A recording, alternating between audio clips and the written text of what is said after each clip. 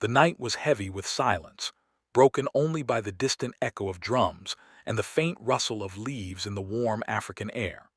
President Ibrahim Traoré was attending a late-night event in the capital, where citizens, ministers, and guards surrounded him in a vibrant but tense atmosphere.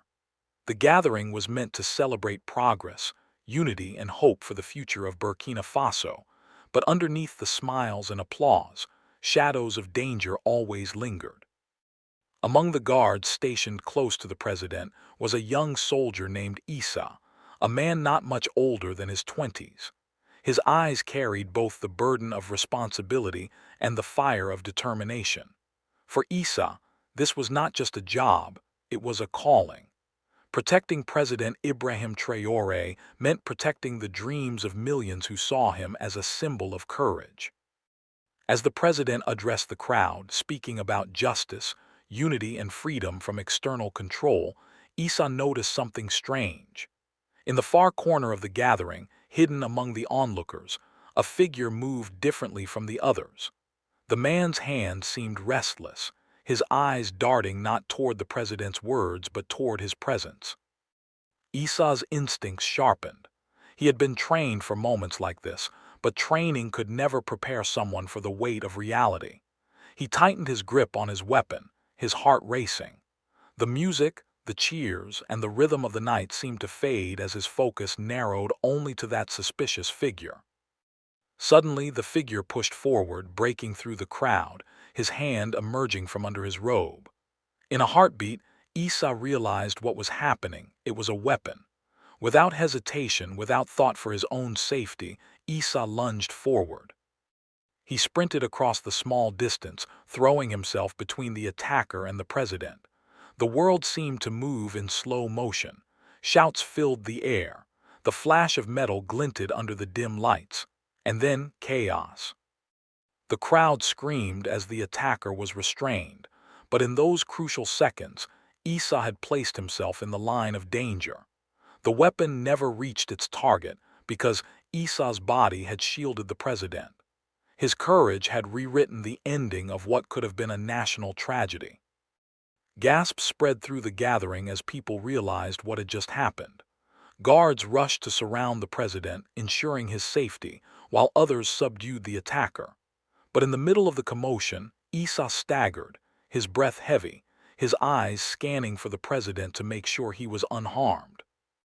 And there stood President Ibrahim Traoré, his face filled not with fear, but with deep emotion as he locked eyes with the young soldier who had just risked everything for him.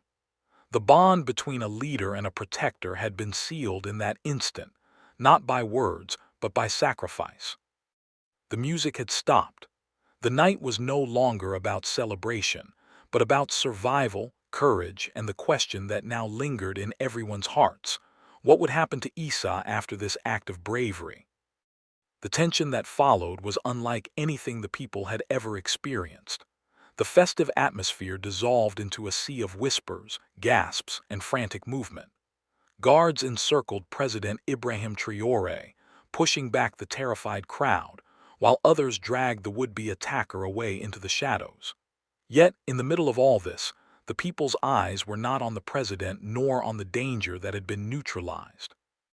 Their eyes were fixed on the young soldier, Issa, who now stood as a living shield between their leader and death. Issa's chest rose and fell rapidly, his hand trembling as he steadied himself. The adrenaline of the moment still surged in his veins. He had not thought, he had acted. That was the instinct of a protector. Yet, in the silence that followed, he began to realize the weight of his choice. The president stepped forward, breaking through the protective barrier of his guards. His face was calm, yet behind his eyes was a storm of emotion. He looked directly at Issa, not as a commander to a subordinate, but as a man to another man who had just rewritten the course of the night. "Issa," the president said softly, his voice carrying more weight than the loudest of speeches, "you have done what few would ever dare. Tonight, you stood not just between me and danger, you stood for every citizen of this nation."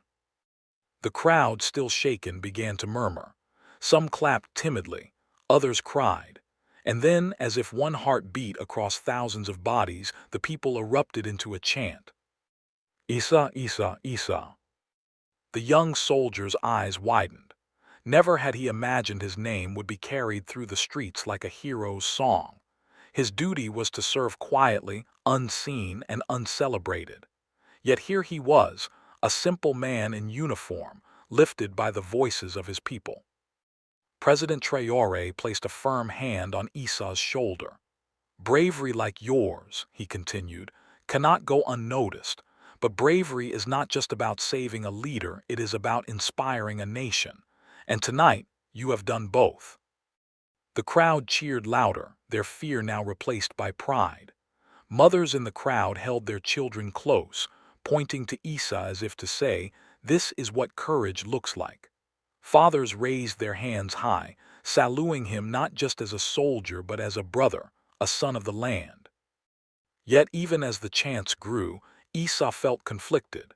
His training had taught him that guards remain invisible, their work silent and unseen. But now his life had been thrown into the light, into the hands of the people who were ready to honor him as a national hero. One of the senior guards leaned toward the president. "Sir, we must get you out of here immediately. It's no longer safe." But the president raised his hand, refusing to leave just yet. His eyes remained locked on Isa. "If I walk away now, I turn my back on the man who just gave me his life, and I will not do that." The crowd fell silent again. What was the president about to do?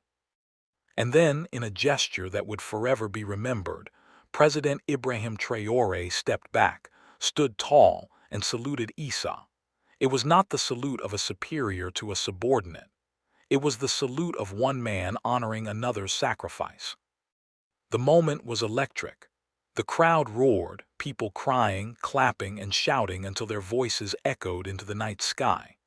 Never before had they witnessed their leader, the president of the nation, publicly salute a guard.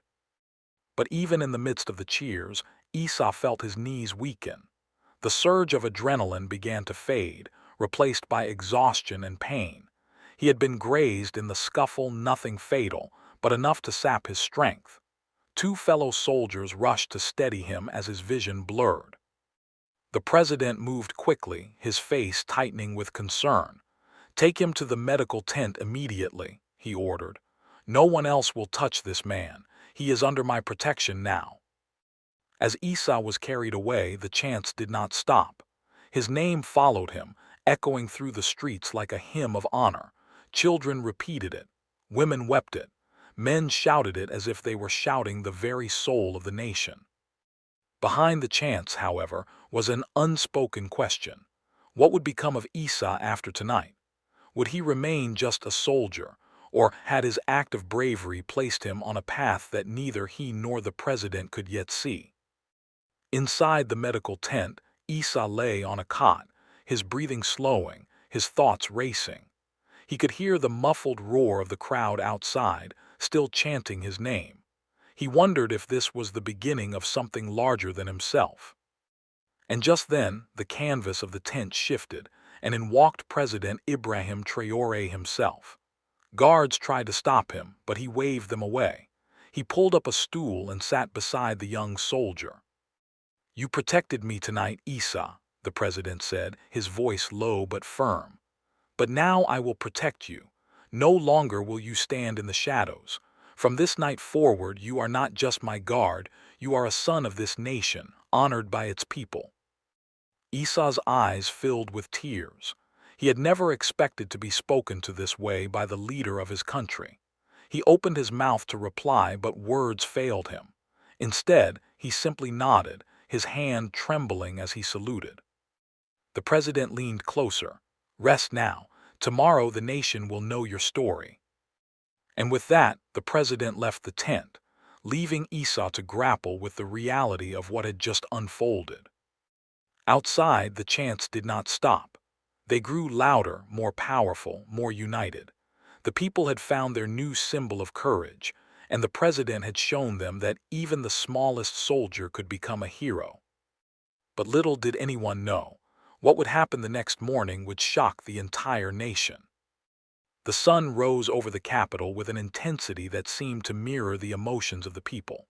By dawn, the story of Issa, the soldier who risked his life for President Ibrahim Traoré, had already traveled from one end of the country to the other. Radios hummed with his name, newspapers rushed to print his picture, and across dusty streets and bustling markets, people spoke of nothing else. At the palace, the mood was heavy with anticipation. The president had called for an address to the nation, and thousands gathered outside the gates to hear what he would say. Others huddled around radios and televisions, waiting to understand what this extraordinary act of bravery would mean for their future. Inside, Issa was still recovering. Bandaged but alert, he insisted he could stand, though the doctors warned him to rest. But when word reached him that the president was preparing to speak, he knew he could not remain behind. With the help of two fellow soldiers, he walked slowly toward the balcony. The crowd erupted the moment they saw him. The sound was deafening, thunderous applause, chants of his name, and waves of raw emotion rolling through the people. It was no longer just about last night's danger. It was about what Issa represented, the ordinary man who had stepped into history. President Traoré raised his hand, and the sea of voices quieted, though their energy buzzed like electricity in the air. He turned to Issa, standing beside him, and then spoke, his words steady and deliberate. "Last night," the president began, "we witnessed something greater than politics, greater than power, greater than fear. We witnessed courage, not mine, not that of a leader, but the courage of a son of this land who placed himself between me and danger." The crowd cheered, but he lifted his hand again. His tone shifted, firm yet filled with warmth. "In Issa, we see the spirit of our people, a spirit that does not wait for orders to do what is right, a spirit that rises in the face of danger, not for glory but for love of country." Issa lowered his head, humbled, as the chants returned. Tears welled in the eyes of mothers in the crowd. Young boys stared in awe, already imagining themselves following in his footsteps. The president continued, "From today forward, let it be known, our nation's strength does not rest in the halls of power, but in the hearts of its people. Issa is not just a soldier. He is a reminder that each of us holds the power to protect, to serve, and to rise when our country needs us." Then, in a moment that no one expected, the president placed the nation's Medal of Honor around Issa's neck. The crowd exploded. Cheers, tears, songs, and chants filled the air. People embraced one another, strangers sharing a moment of unity they had longed for in difficult times. But what followed was even more surprising.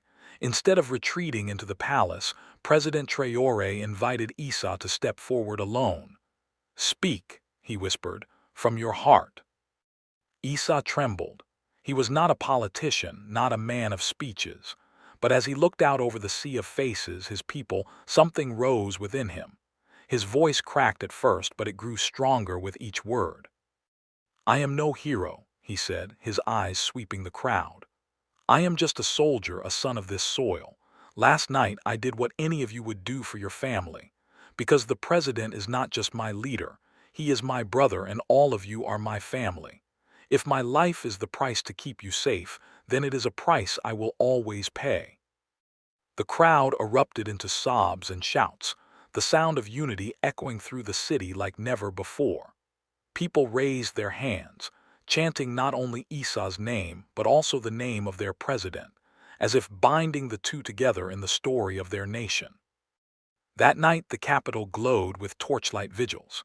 Songs were written, poems recited, murals painted on walls to honor the bravery of one soldier and the humility of a leader who had chosen to celebrate him. And as Issa sat quietly in his quarters, still overwhelmed, he realized that his life had forever changed. He was no longer just a guard in the shadows. He had become a symbol, one that neither he nor the president had ever planned, but one that the people would carry forward for generations. It was a reminder that, in the heart of a nation, even the simplest act of courage could spark a fire that no force on earth could extinguish.